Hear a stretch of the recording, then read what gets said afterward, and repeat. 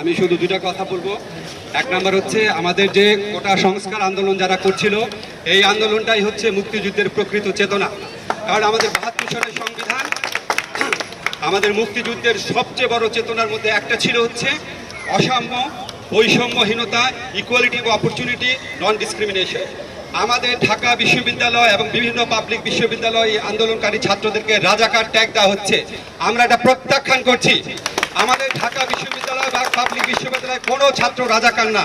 1971 সনে বড়জোর 1% রাজাকার ছিল, বাকি 99% ছিল মুক্তিযোদ্ধা। কাজে আজকে যাই সন্তানদের দেখছেন তারাও মুক্তিযোদ্ধার সন্তান, তারা এই জনযুদ্ধের মুক্তিযুদ্ধের সন্তান। তাদেরকে রাজাকার ট্যাগ দেওয়া বন্ধ করেন, রাজাকার ট্যাগ দেওয়ার রাজনীতি সরকার বন্ধ করেন। এটা করতে করতে আপনারা মুক্তিযুদ্ধের চেতনাকে হেয় করছেন। সেকেন্ড কথা হচ্ছে আমাদের ছাত্রদের উপর যারা গুলি চালিয়েছে, মেরেছে, এটা হচ্ছে ফৌজদারি অপরাধ, এটা হচ্ছে মার্ডার, এটা হচ্ছে কালপাবল হোমিসাইড, এটা মৃত্যুদণ্ডযোগ্য অপরাধ।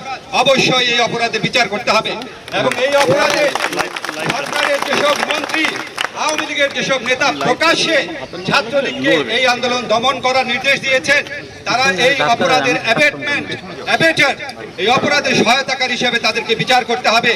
দেশে যদি কোনো অপরাধ হয় সেটা দেখার দায়িত্ব আইন শৃঙ্খলা বাহিনীর, বিচার বিভাগের, ছাত্রলীগের না। শেষ কথা আমি বলছি, আজকে যে বিশ্ববিদ্যালয় বন্ধের ঘোষণা দেওয়া হলো, এটা কার স্বার্থে দেওয়া হলো? এটা কি আমাদের সাধারণ ছাত্রদের স্বার্থে? তাদের কি স্বার্থটা বিবেচনা করা হয়েছে? তাদের কণ্ঠ বিবেচনা করা হয়েছে কিনা? আজকে আমরা শুনেছি ৬টার সময় হল ভ্যাকেট করার সিদ্ধান্ত এসেছে। আমরা স্পষ্ট ভাষায় বলতে চাই, হল ছাত্ররা ভ্যাকেট করুক আর না করুক, এটা তাদের সিদ্ধান্ত। হলে বা অন্য কোথাও তাদের উপর আর কোনো নির্যাতন আমরা সহ্য করব না। ধন্যবাদ।